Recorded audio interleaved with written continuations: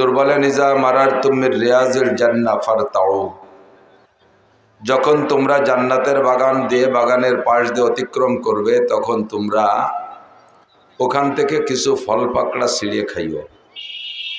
একেবারে মুখ বন্ধ করে অথবা বিড়ি খাতি খাতি অথবা বাদাম চানাচুর খাতি খাতি পাশ দিয়া বোবা মানসির মতো আইটে চলে যেও না, অন্তে কিছু ছিঁড়ে বুড়িয়ে খাইও। সাহাবায়ে কেরাম বলেন হুজুর দুনিয়ায় জান্নাতের বাগান কোন জায়গা, তার ফল পাকড়া কি? হুজুর বললেন দুনিয়ায় জান্নাতের বাগান হলো হেলাকুজ জিকির, যে জায়গা আল্লাহর জিকির হয়, আল্লাহর বড়ত্বের আলোচনা হয়, কোরআন সুন্নাহর আলোচনা হয়, ওই ময়দানটাই হলো জান্নাতের বাগান। বলি সুবহানাল্লাহ। অবশ্যই আমরা এ জায়গা সুদ ঘুষ কিভাবে খাইতে হয় এর প্রশিক্ষণ দেব না, জিনা ব্যভিচার চুরি ডাকাতি লুচ্চমি কিভাবে করতে হয় এর প্রশিক্ষণ এখানে আমরা দেব না। কি মনে হয় দেব নাকি? কিভাবে গাঁজা সংগ্রহ করতে ইন্ডিয়ার থেকে এরপরে আঞ্চলিক ডিলারি করে কিভাবে এটা সাপ্লাই দিতে হয় এ বুদ্ধি আমরা এ জায়গা দেব না।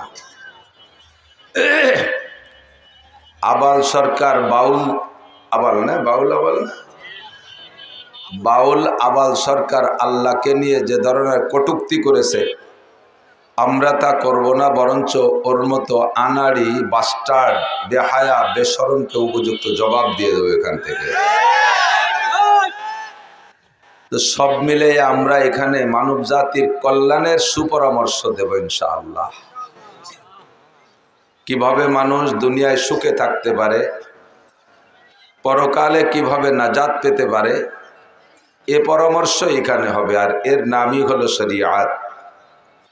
আর শরিয়াতের প্রত্যেক বিধিবিধান নিয়ে আলোচনা হওয়াটা যে মজলিসে হয় ওই মজলিসের নাম নবী আলাইহিস সালাম জান্নাতের বাগান রেখেছেন। অবশ্যই জান্নাতে কাফের মুশরিক হিন্দু বৌদ্ধ খ্রিস্টান ইহুদ নাসারা মুরতাদ বেঈমান হরিপদ নলে ঋষি গৌর গোবিন্দ ব্যানার্জি চ্যাটার্জি ভট্টাচার্য আছেন একদল, এরা কেউ জান্নাতে যাবে? কি বিশ্বাস যাবে? যাবে না।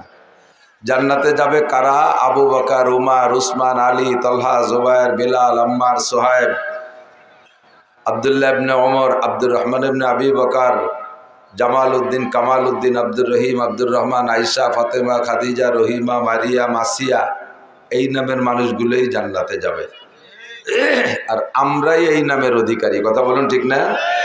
হরিপদ নামের কেউ আছেন নাকি এর মধ্যে? হিন্দু ভাইরা কেউ থাকলে হয়তো শুনতে অনেক সময় আসে, আমাদের ভক্ত আছে মহব্বত করে, তো তারা আসে আল্লাহর কাছে দোয়া করে আল্লাহ তাআলা যেন যদি কেউ এসে থাকে এখানে তাকে যেন হিদায়াত নসিব করে, তাকেও যেন এই মজলিসের বরকতে আমাদের সাথে জান্নাতে যাওয়ার যোগ্যতা দান করে। তো আমরা এখানে যারা আশেপাশে আসি, বাজার মেলে মাহফিল উপলক্ষে একটা মেলা মেলে যথেষ্ট খাদ্য খোরাক আসে, এ খাবারগুলো আজকে না খাইলে আগামীকাল তো এগুলো দুনিয়ার কোথাও খুঁজে পাওয়া যাবে না। যদি পাওয়া যায় তা আজকে সেই জায়গা আড্ডা না করে এই মাহফিল আবার কাল থাকবে না, এটা আজকে পর্যন্ত শেষ। যেটা আজকেই শেষ সেটাকে আজকেই ধরে নিতে হবে, যেটা পরবর্তীতে পাওয়া যাবে সেটা পরবর্তীতে খুঁজে নেব, আজকেরটা আজকেই ধরে নেব, এটাই জ্ঞানীর পরিচয়, ঠিক না? আল কাইয়িসু মান দানা নাফসাহু ওয়া আমিলা লিমা বাদাল মাউত। হুজুর বলেন চালাক জ্ঞানী হুঁশিয়ার বুদ্ধিমান, চালাক জ্ঞানী হুঁশিয়ার বুদ্ধিমান ওই ব্যক্তি মান দানা নাফসাহু, যে নিজেকে নিজে যে কোনো কৌশলে দিনদার বানানোর চেষ্টা করে, ওয়া আমিলা লিমা বাদাল মাউত, আর মরার পরে যে নেকামল লাগবে এই নেকামল কোথায় গেলে কিভাবে কৌশলে সংগ্রহ করা যায় সেই কৌশলটা অবলম্বন করে, এই লোকটা অরিজিনাল চালাক। আর এর এগেনস্টে বোকা ধামড়া আবাল আসুসা আপাউদুয়া যা কিছু আছে বলার মতো, আহমক বেয়াকুব আনাড়ি কমবক্ত পোড়া কপালে হতভাগ্য দুর্ভাগা, ওই ব্যক্তি মান আতবা নাফসাহু হাওয়াহা, তার মনে যা চায় তাই করে, মনে যা চায় তাই করে। আর মন এমনইভাবে আল্লাহ সৃষ্টি করছে মানুষের মনকে, মনে কোনোদিন ভালো তা চায় না। কতক্ষণ আলেম বলেন, পীর বলেন, মাশায়েখ বলেন, পাবলিক বলেন, যেই বলেন না কেন, মনের ভিতরে একটা টান সবসময় খারাপের দিক থাকে। একটা নাপাক গান যদি কানে উড়িয়ে আসে, মনরে বুঝোয় যে মনে শোনা তো না যায়, তারপরও কানে কয় ভালোই তো শোনা যাচ্ছে, একটু আস্তে আস্তে আটি একটু শুনতে যাই। আমারও মনে কয়, আপনারও মনে কয়, মনে কোনোদিন ভালো তা চায় না।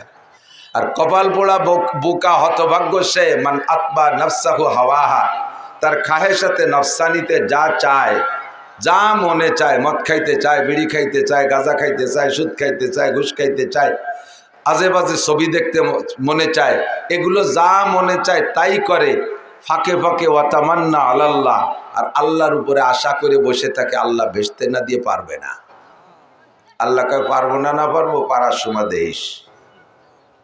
যখন পারাপারির দিন আসবে সেই দিন দেখিস পারি না পারি, কি করতে পারি।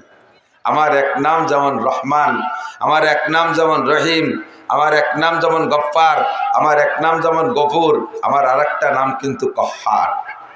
আরেকটা নাম কি? কহ্হার। আমার গফফার নামও আমার নাম, গফুর নামও আমার নাম, মানে পরম ক্ষমাশীল। রহিম রহমান পরম দয়াশীল, এটা আমার নাম। আবার কহ্হার চরম, কি বলা হয়, চরম রাগী, চরম শক্ত, চরম কঠোর, এটাও কিন্তু আমার নাম। আমি কয়টা নামের আত্মপ্রকাশ করবো আর দুই একটারে বাদ রাখবো, ওই স্বভাব আমার না। যেটা যখন আসে তখন সেইটি দিয়ে আমল করব।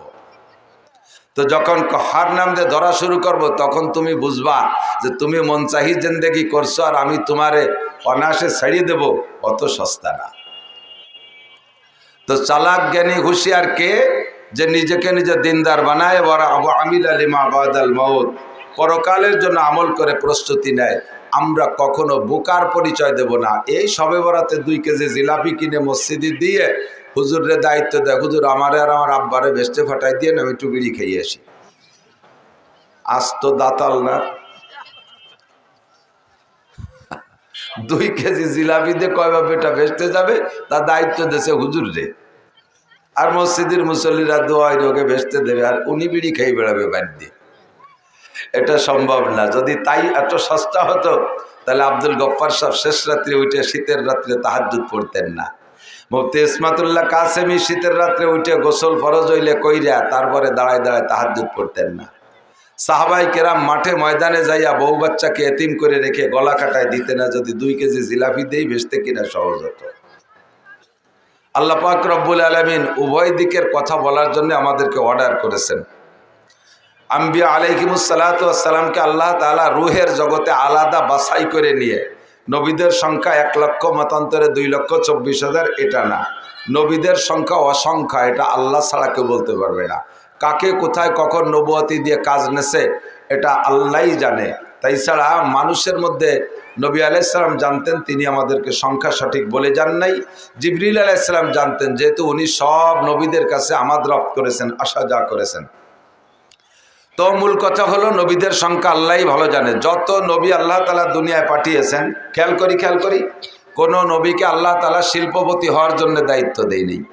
কোন নবীকে আল্লাহ তাআলা বিশ্ব জমিদারি করার জন্য বলেন নাই। কোন নবীকে আল্লাহ তাআলা এজন্য পাঠায় নাই যে তুমি 1-150 বিয়ে করবা আর ছেলে মেয়ে জন্ম দিবা, উম্মত বাড়াবা, আমার বান্দা বাড়াবা, এ দায়িত্ব সেটা না। এগুলো নৈতিক, এগুলো কি বলা হয় আভ্যন্তরীণ রুচি, এটা নৈতিক দায়িত্ব। বাকি মূল দায়িত্ব হলো যে কাজের জন্য আল্লাহ তাআলা নবীদেরকে পাঠিয়েছেন, সেটা হলো মানুষের কাছে আল্লাহর বাণী পৌঁছে দেওয়ার জন্য, হেদায়েতের জন্য, দাওয়াতিল আল্লাহ, আল্লাহ ভোলা মানুষকে আল্লাহর দিকে ডাকার জন্য।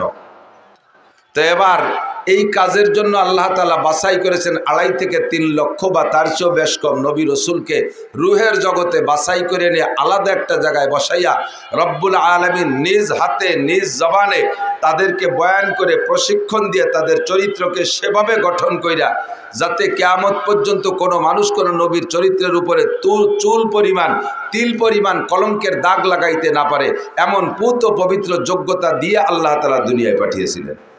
বিশ্বাস হয় কি না? একটু বলেন, হয় কি না?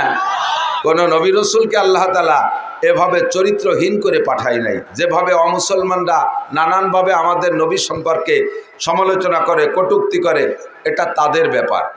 গ্রাম্য বাংলায় বলে, আমাদের ওদিক বলে, আপনাদের ওদিক বলে কিনা জানি না, নিজে যেমন ডেমনি পাড়ার মানুষটা মনে করে তেমনি। এরকম একটা কথা আছে, নিজে যেমন ডেমনি পাড়ার মানুষটা মনে করে তেমনি। রাতের বেলায় এক পুকুরে 3 কোনায় 3 জন গোসল করতেছে, রাত 3টে, 3:30, 4টের দিক।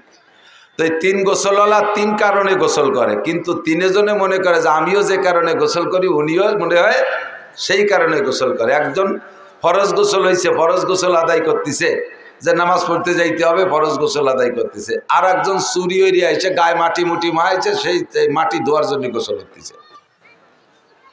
আর একজন প্রত্যেক রাত্রে তাহাজ্জুদের আগে গোসল করা তার অভ্যাস, গোসল করে তাহাজ্জুদ পড়ে, সেই লোক তাহাজ্জুদের গোসল করতেছে।